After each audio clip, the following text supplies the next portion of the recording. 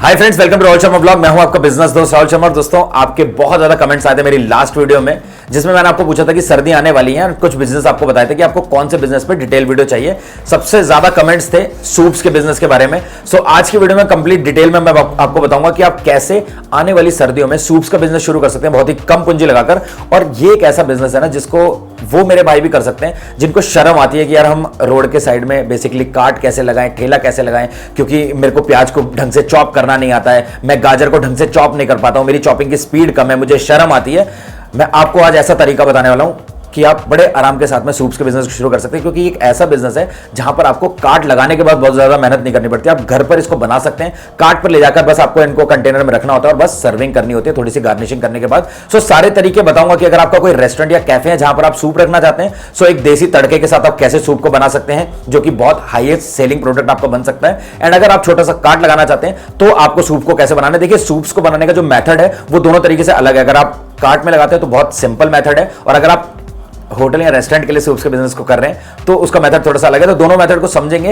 In fact दोस्तों, video की शुरुआत में मैं आपको कुछ एक बेसिक पॉइंट्स बताने वाला हूं जो इस बिजनेस के लिए बहुत ज्यादा इंपॉर्टेंट है। आप कार्ट में करिए, शॉप में करिए, आप रेस्टोरेंट में करिए, कैफे में करिए, आप किसी भी तरीके से अगर सूप का बिजनेस करते हैं सो उन पॉइंट्स को आपको बहुत ज्यादा ध्यान में रखना पड़ेगा। इसके अलावा दोस्तों, वीडियो के बीच में और वीडियो के लास्ट में आपको कुछ एक वीडियो क्लिप्स दिखाने वाला हूं जिसको देखने के बाद आपको कंप्लीट समझ में आ जाएगा कि सूप्स को कैसे बनाना है, आसान तरीका कौन सा है, कितना आपको किस किस तरीके के सूप रखने हैं। एंड साथ में आपको यह भी समझ में आएगा कि वेजिटेबल स्टॉक कैसे आपको बनाना है, एंड उस स्टॉक को आप कैसे स्टोर करके रख सकते हैं, कितने दिन के लिए स्टोर करके रख सकते हैं, एंड उस स्टॉक से आप कैसे बहुत ही इंस्टेंटली सूप बना सकते हैं। ये सब कुछ आपको समझने वाला है। इनफैक्ट मैं आपको एक चीज बता दूं, मेरा वीडियो बनाने का मकसद ये होता है कि अगर मेरा कोई भी भाई उस पर्टिकुलर बिजनेस को शुरू करे तो उसका नुकसान ना हो।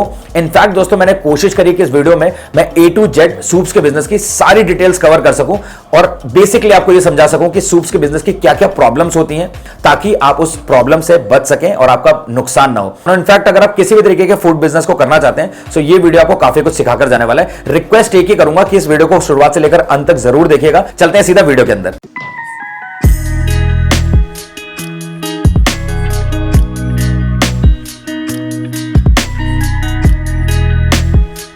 दोस्तों, सबसे पहले मैं आपको देसी और सबसे आसान तरीका दिखा देता हूं सूप्स को बनाने का। बट दोस्तों, ये जो तरीका है इसमें जो टेस्ट है बहुत ज्यादा अच्छा नहीं आता, इसलिए मैं आपको कहूंगा कि आप इस तरीके से मत बनाइए। मेरा काम है आपको दिखाना और समझाना, तो मैं आपको दिखा दे रहा हूं। बट आगे मैं आपको ये बताने वाला हूं कि सही तरीका क्या है, रेस्टोरेंट स्टाइल में आप सूप को कैसे बना सकते हैं, कैसे उसको सर्व करना है, कैसे गार्निशिंग करनी है, और आप अपने बने हुए वेज सूप को ही कैसे वेज बंचाओ सूप बना सकते हैं, सब बताऊंगा। बट फिर भी मैं स्टार्टिंग करता हूं देसी सूप्स के सबसे आसान तरीके से। यहां पर आपको जो भी सूप में सब्जियां डालनी है वो सब्जियां आपको बस पतली पतली छोटी छोटी काट लेनी है। वो आप बीन्स ले लो, कॉर्न ले लो, कैप्सिकम ले लो, गाजर हो गई आपकी, इनको आपको छोटा छोटा काट लेना है। उसके बाद आपको डायरेक्टली जो एक एल्युमिनियम का बड़ा पतीला है उसमें पानी डालने के बाद सारी सब्जियों को उसमें डायरेक्ट डाल देना है। और उसके बाद इसमें डालना है आपको नमक के बाद आपको इसमें डालना है विनेगर,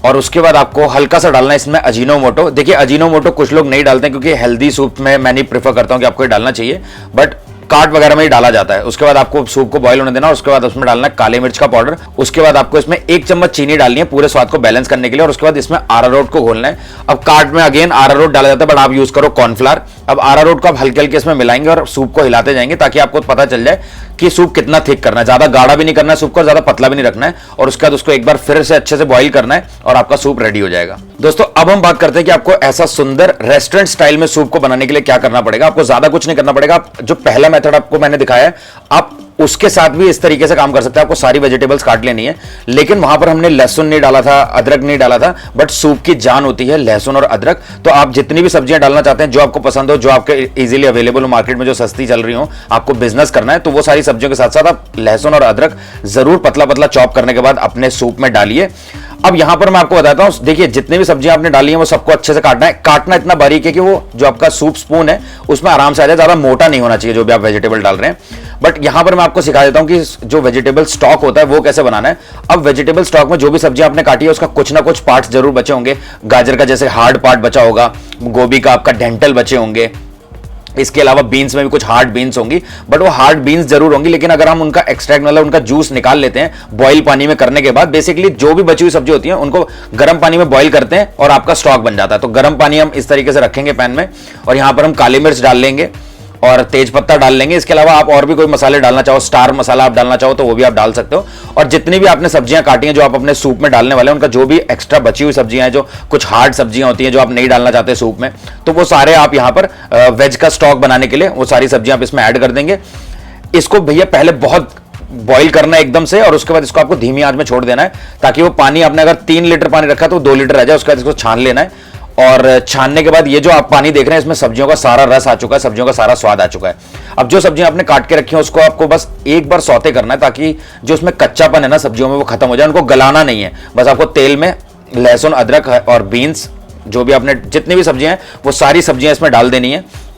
और डालने के बाद हल्का सा बस घुमाना है हाई फ्लेम पे, सिर्फ और सिर्फ 1 मिनट के लिए। मैं आपको बता रहा हूं, सिर्फ 1 मिनट के लिए आपको हल्का सा इसको सौते करना है। और उसके बाद आपने काले मिर्च का पाउडर इसमें डाल देना है। एंड जो भी सूप आप बना रहे हैं ना उसमें कॉर्न का यूज जरूर करिए, इसका टेस्ट और टेक्सचर बहुत अच्छा आता है। इसके अलावा आपको सॉल्ट डालना है, और इसको फिर से थोड़ा सा हिलाने के बाद आपको इसमें स्टॉक डाल देना है, वेजिटेबल स्टॉक आपको डाल देना है। अब अगर आपने वेजिटेबल स्टॉक आप बिजनेस के लिए बड़े लेवल बना रहे हो तो ये वेजिटेबल जो आपने सौते करके रखी है वो आप सीधा स्टॉक में डाल दो। अब इसमें यहां पर देखो, जो अच्छे लेवल के स्टोर होते हैं ना वहां पर कॉर्नफ्लावर डाला जाता है बजाय अरारोट के, क्योंकि कॉर्नफ्लावर जो होता है इतना मतलब नुकसान नहीं होता उसका इन कंपेरेटिव टू अरारोट। तो आप कॉर्नफ्लावर यूज करो, और कॉर्नफ्लावर को हल्के हल्के डालते जाना और सूप को हिलाते जाना ताकि आपको पता चलता है कि सूप कितना गाढ़ा हो रहा है, कितना पतला है। उसके बाद आपको इसमें धनिया डालना है और एक हल्की सी चीनी डालनी है आपके टेस्ट को बैलेंस करने के लिए। उसके बाद आपको बस इसको सर्व करना है। लेकिन अगर आप इस तरीके का वेज मंचाओ सूप बनाना चाहते हैं तो आपने जो भी वेजिटेबल सूप बनाया उसी को वेज मंचाओ सूप कर सकते हैं। आपको बस उस पैन में थोड़े से सॉसेस को ऐड करना होता है। आपने काले मिर्च का पाउडर आपने थोड़ा सा ज्यादा डालना होता है वेज मंचाओ सूप में। उसके बाद आपको विनेगर और सोया सॉस डालना होता है। उसके बाद हल्का सा धनिया आपको डालना होता है। और गार्निशिंग के लिए और सर्विंग के टाइम पे कुछ लोग ब्रेड को फ्राई करने के बाद डालते हैं, और कुछ लोग इस तरीके से नूडल को, बॉइल्ड नूडल को हल्का सा कॉर्नफ्लावर छिड़कने के बाद फ्राई कर लेते हैं। और हाई फ्लेम में आपको इसको फ्राई करना है। जब ये हल्की सी गोल्डन ब्राउन हो जाए इसको निकाल लेना है एक जगह, और ऑयल पूरा छान लेना है, मतलब ऑयल नहीं रहना चाहिए। आप उसको अगर प्रेस करके देखेंगे बिल्कुल क्रिस्पी होंगी ये, और ये नॉर्मल नूडल्स हैं। और उसके बाद जब आप सर्व कर रहे हैं तो आप सूप के ऊपर से इन नूडल्स को डाल सकते हैं, जिसका टेस्ट और बहुत अच्छा था, क्रंची लगती है।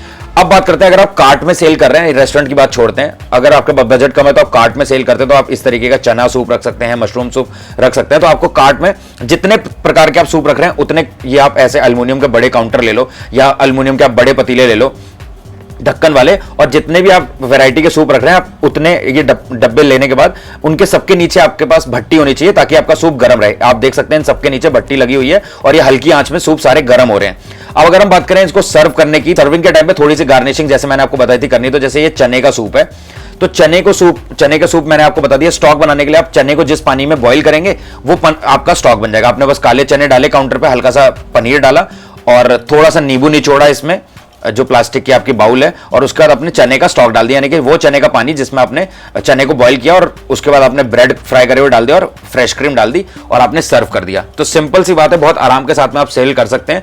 काउंटर पे ज्यादा मेहनत नहीं करनी होती, बस आपको स्टॉक बनाना होता है। स्टॉक बनाने के बाद आप छोटी मोटी चीजों को काउंटर पे गार्निश करने के बाद सेल कर सकते हैं। लोग आपके जो सूप है उसका लुत्फ उठाएंगे और आप आराम के साथ में 30, 40, 50 जितना आप चार्ज करना चाहें आप कर सकते हैं। दोस्तों वीडियो लंबा ना हो इसके लिए मैं नेक्स्ट पार्ट में आपको बताऊंगा कि चिकन सूप का बिजनेस आप कैसे कर सकते हैं, कौन कौन सी वैरायटी का चिकन सूप रख सकते हैं, चिकन कॉर्न सूप आप कैसे बना सकते हैं, इसके अलावा आप चिकन मंचाओ सूप कैसे आप बना सकते हैं। बहुत सारी वैरायटी है और एक ही से आप अलग अलग कर सकते हैं। तो नेक्स्ट पार्ट में उसको कवर करेंगे। अब अगर आप शुरुआत कर रहे हैं और आप नए हैं इस बिजनेस में तो आप 2 सूप रख लो बस। आप वेजिटेबल सूप रख लो और आप स्वीट कॉर्न सूप रख लो। ये एक ऐसे सूप हैं जो एक जेनरिक सूप है जो सबको बेसिकली पसंद ही आते हैं, मैक्सिमम लोगों को पसंद आते हैं। और अगर आप एक और सूप रख सकते हैं तो आप टोमेटो सूप रख सकते हो। ये 3 आप सूप रख लो, आपको कुछ और रखने की जरूरत नहीं है। अगर बात करें कुछ एक रिक्वायरमेंट्स की तो आप यहाँ पर सिर्फ एक टेबल लेकर या एक छोटा सा काउंटर लेकर इस बिजनेस को शुरू कर सकते हैं। इसके अलावा आपको काउंटर पे बहुत बड़े से एक अट्रैक्टिव फ्लैग्स लगवाने होते हैं। अगर आप 2-3 वैरायटी के सूप रख रहे हैं तो जितनी वैरायटी का आप सूप रख रहे हैं उतनी आपको भट्टी चाहिए होंगी, और उन भट्टी में आप जो भी कंटेनर रखने वाले हैं, जिसमें भी सूप रखने वाले हैं वो कंटेनर आपको चाहिए होगा। और उसके अलावा आपको कड़छी या जो भी सर्विंग स्पून होता है वो चाहिए होगा। और अगर आप प्लास्टिक बाउल्स में और प्लास्टिक के स्पून के साथ उसको सर्व करना चाहते हैं तो आप प्लास्टिक के बाउल, प्लास्टिक के स्पून और साथ में एक प्लास्टिक की प्लेट्स ले लीजिए।